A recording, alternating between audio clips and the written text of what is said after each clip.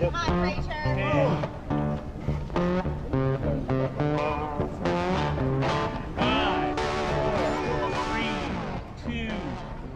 Right at the start, I felt good. Got a great jump off the line, was in the right gear, was the first couple of riders leading into the grassy climb for the prologue. Then when we started descending, I kind of panicked. I felt like my rear wheel was fishing out a little bit. I had 3 flats leading up to the race, had to replace a tire the night before the race. Kind of thought, oh no, you know, I'm going flat right at the start. It was just something about that section that was sending my back tire fishing. But I don't know why, but I panicked and kind of fell back in the back of the group.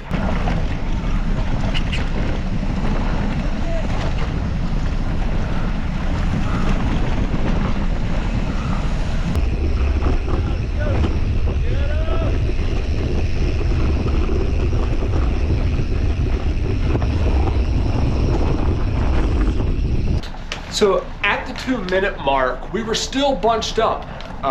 You know, the first 15 riders were all within reach of each other, but you know, we were pretty spread out, but you know, we were all fairly close.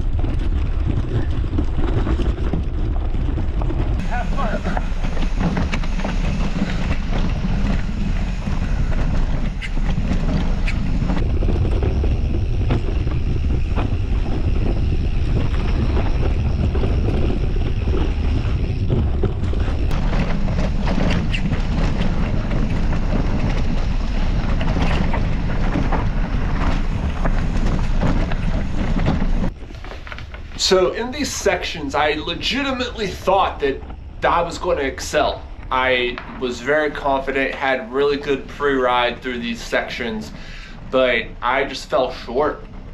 I wasn't strong, I rode bad, and you know, I struggled altogether, but this section I just wasn't as fast as I thought I was going to be.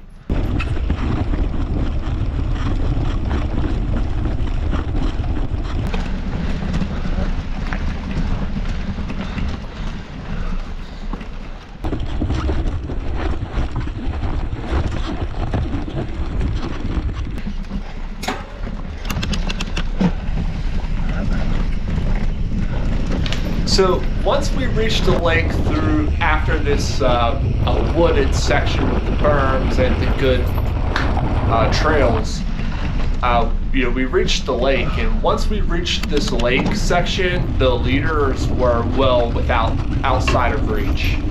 There was no catching them at this point.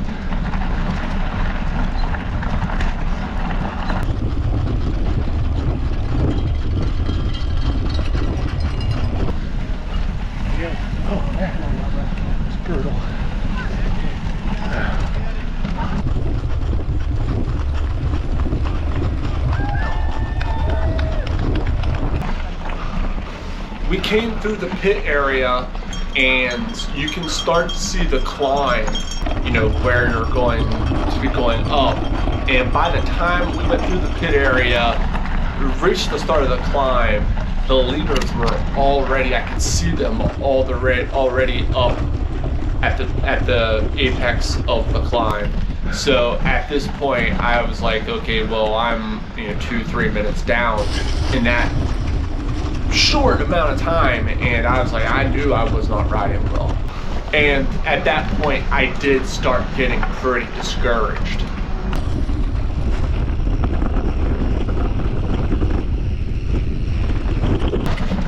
So at the 10-minute mark of this race, that's typically when you're going to want to keep moving up, your first 10 minutes. But at this point, you know, I was moving up where I could, but all of that went out the window because there was no tactics. It was all survival. Couldn't breathe. Just wanted to get up to the top of this mountain.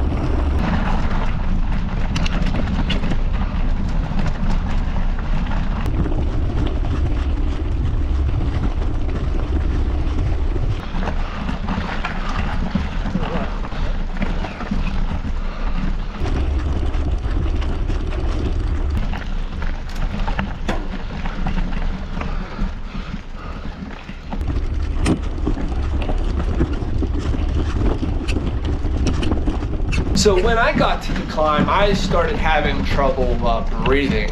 It was so dusty, and you know, I was coughing, you know, trying to just get, you know, like I had dry throat. I was trying to breathe through my nose, you know, basically doing whatever I could, but it was tough. I mean, it was so dry and so dusty.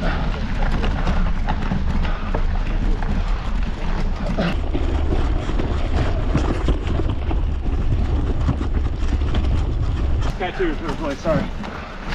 Thanks, guys. Okay. One more back. Thanks.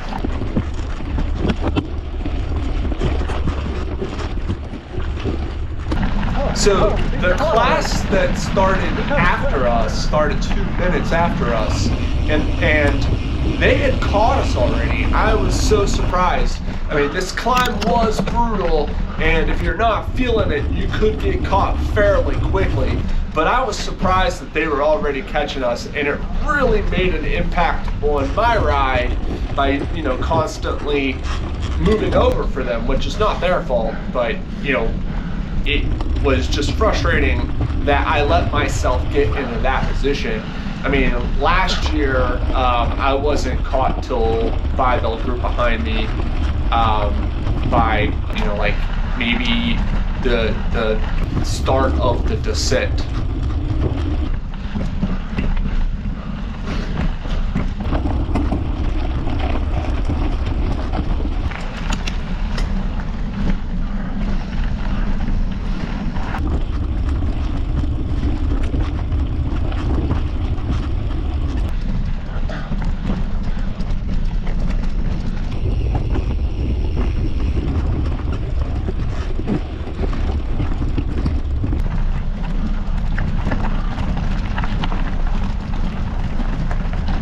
I desperately wanted to make it to the top of this mountain and end any losses that I was having to the leaders at you know, at this point. You know, I just wanted to see if I could go downhill, catch my breath, because it was so dusty going uphill. Hopefully I can catch my breath. Hopefully I can, I mean, even not make up time, just not lose time going down this descents, and I, you know, I was able to ride okay, but I wasn't riding quite like I feel like I should have been.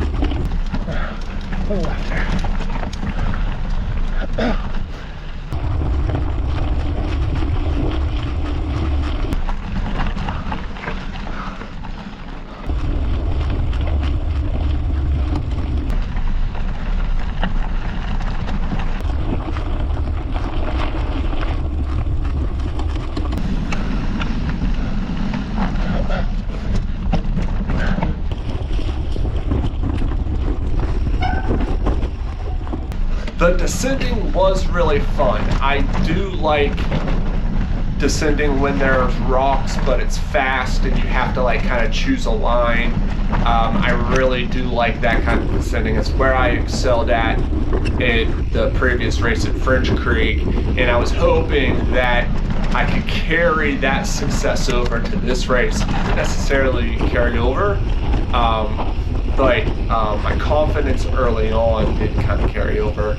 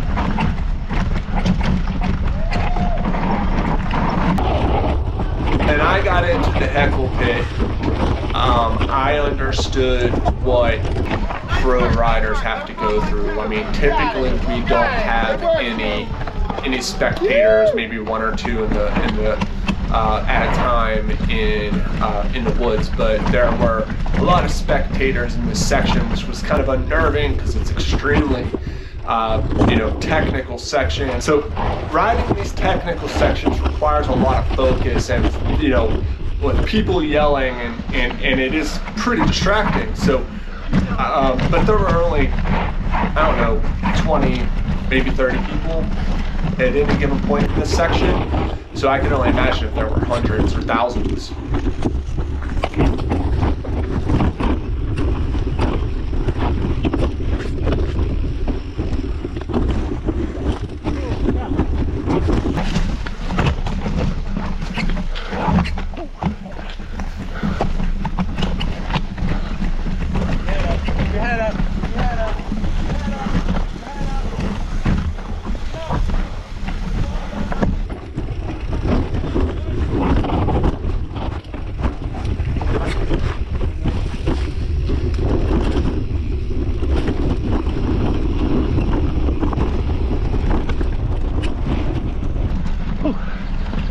Fuck, this guy.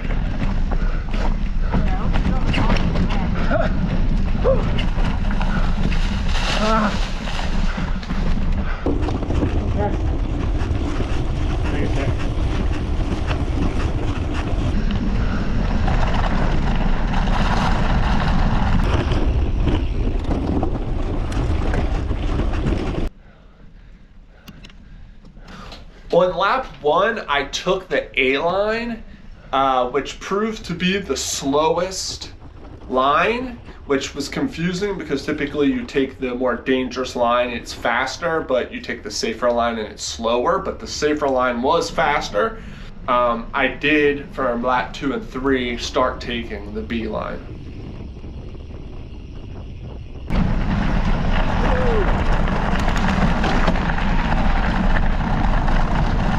So when I came back around for lap 2, my tire was all over the place again.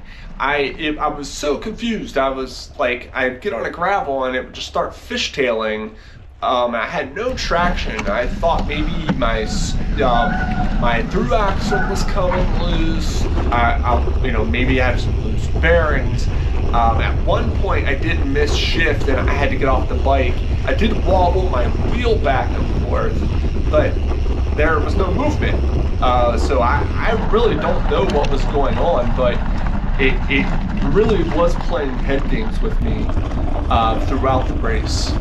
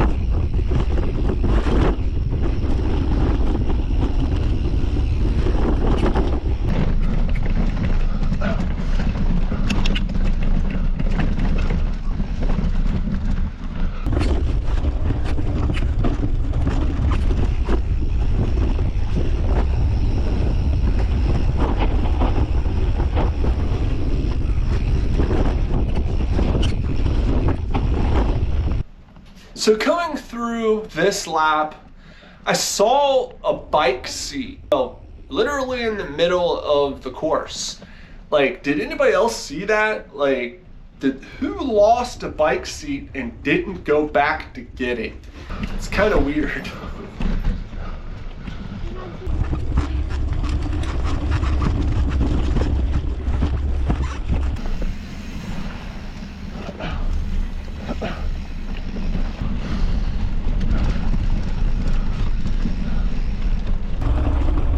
takeaway that I had was there were some really fast under 16 riders and juniors in this race. I mean, I was getting caught. This was the first time that I've been in a race where the junior riders were catching me.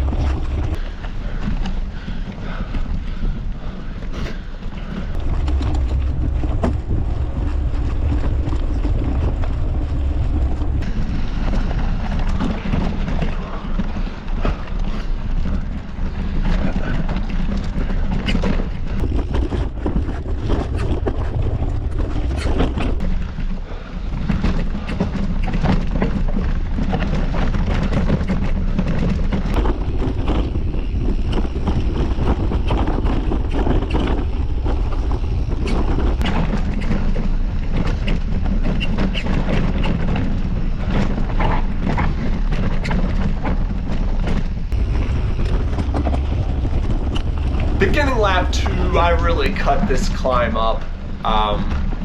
You really don't want to see this guy struggling up, going up a hill really slow. That's boring footage.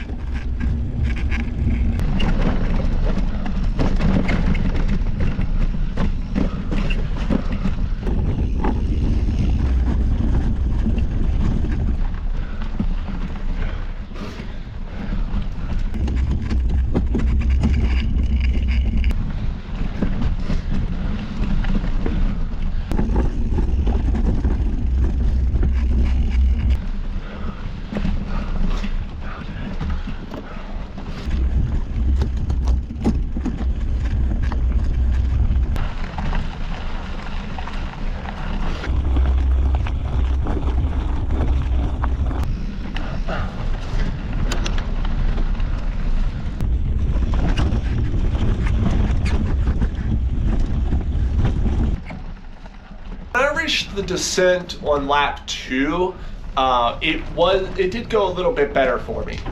There were no riders in front or behind me, so I could ride my own ride. I did go a little bit faster.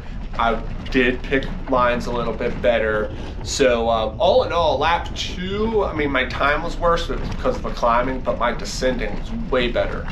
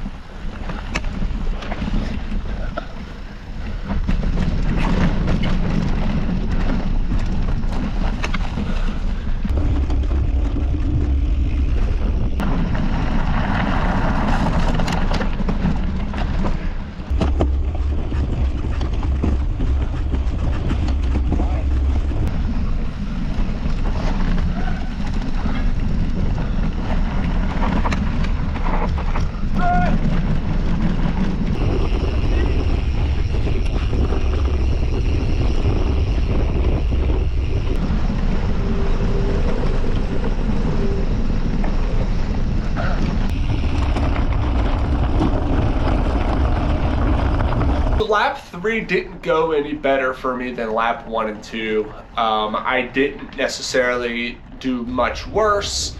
Maybe I was a minute off each lap. You know, lap 2 I was a minute off from lap 1. Lap 3 I was a minute off from lap 2. You know, I didn't have a huge drop off where, you know, one of the laps was 5-6 minutes slower. So I am happy about that.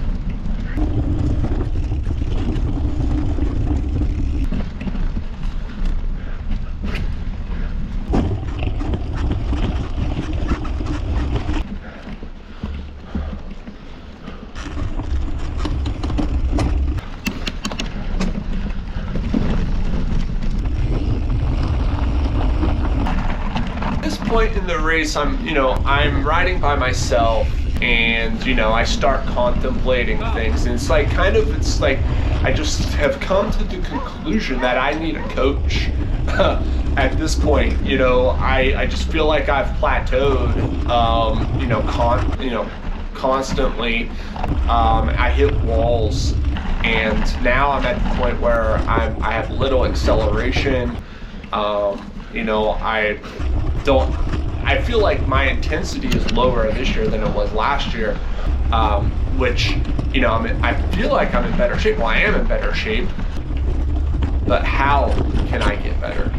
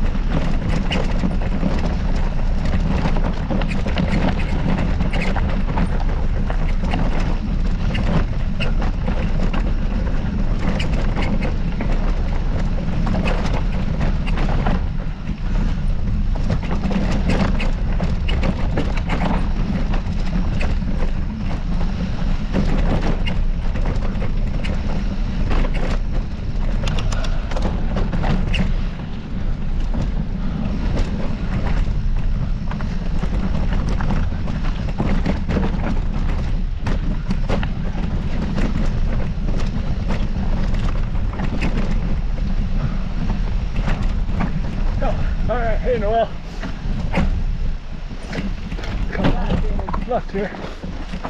God, we need to stop. Sorry.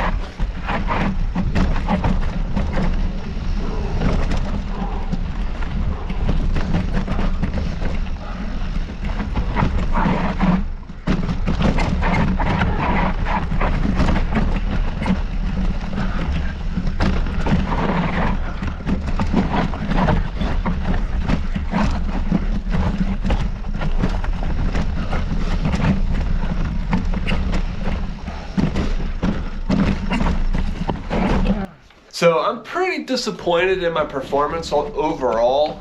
You know, this was supposed to be the start of a good run for me. You know, these are the race courses that, you know, kind of suit what I consider myself to be better at. You know, I did podium at French Creek. I thought that that was going to be a jump start of successes for me. I liked this course last year. I got 5th place, but it's feeling like, to me, like I am doing better than I did time-wise last year, but I'm also doing worse. And that is a consistent situation for my race season. I got better, but everybody got more better than I did over the winter. So next week is Neshaminy. This is my home course. I live 20 minutes away from it. If I don't have success at this race course, I'm going to struggle having success at all. So I hope I see you all there. Please watch my pre-ride video, and I will talk to you soon.